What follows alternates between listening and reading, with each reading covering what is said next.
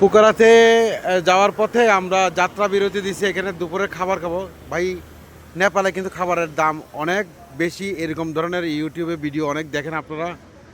আসলে রাস্তার মধ্যে কিন্তু ওই যে বাস আপনাদেরকে যে রেস্টুরেন্টে থামাবে, সেই রেস্টুরেন্টে আপনার জন্য আলাদাভাবে রেট করা থাকে, বেশি রেট। আর আপনি যদি ড্রাইভারকে বলেন যে না আমি আমার ইচ্ছা মতো আমি রেস্টুরেন্টে থামাবো হঠাৎ করে, তাহলে আপনি মনে করেন ওই তার কারেন্ট দামে আপনি খাবার খেতে পারেন। যেমন আমরা এখানে ভেজিটেবল থালি নিচ্ছি 250 টাকা করে, 250 রুপি, নেপালি রুপি, মানে বাংলাদেশের টাকায় ধরেন 210 এরকম জনে।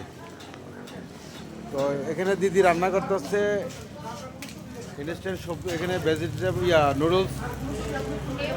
আর এই হলো আমাদের থালি রেডি হইতেছে, এখানে আমাদের থালি বানাবে, এখানে খাবার মাছ আছে। আমরা বিশেষ করে ফিশ নিতে চাইছিলাম, তো এখন এগুলো যদি ফিশ খাই তো এক একটা ফিশের পিস পরে হলো 250 টাকা। তা আমরা বলছি যে আপাতত এখানে ভেজিটেবলটা নিছি।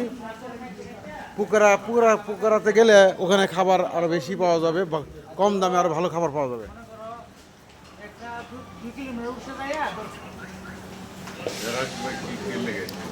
সবাই বলছে হ্যাঁ, আমরা শিমুল ভাই সেই দেখলেও লাগে ফরেনারের মতো। হ্যাঁ খাওয়াটা দেওয়া হয়েছে মুকুট ভাই। আর এই যে মামু, হ্যাঁ আমি কিছু বলতে চাই। বলেন বলেন। আমরা এমপিসির সাথে নেপাল ভ্রমণে এসেছি।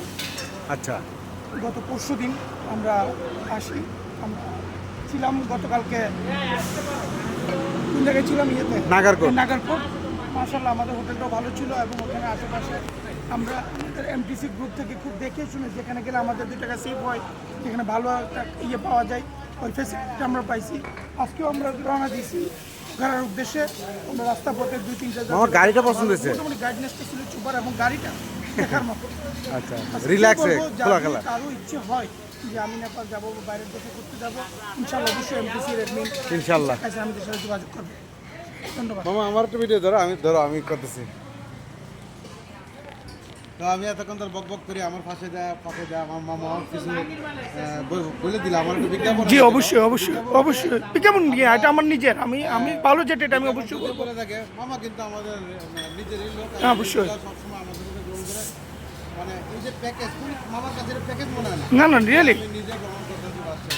আমি চেষ্টা করি মধ্যে যে এই বাজেটের মধ্যে মানুষকে রিল্যাক্স একটা ভালো একটা সুন্দর ট্যুর দেওয়া যায়। অবশ্যই হোটেল একটা লোকও বলতে পারবে যে হোটেলের মান নো আরও সামনে 2টা হোটেল রয়েছে, পোকারা হোটেল, কাঠমান্ডু হোটেল, ওগুলি মাশাআল্লাহ আশা করি সবাই শুনতেছিল।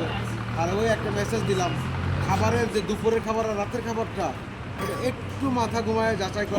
অবশ্যই যেটা আমি এখনই প্রমাণ পেলাম।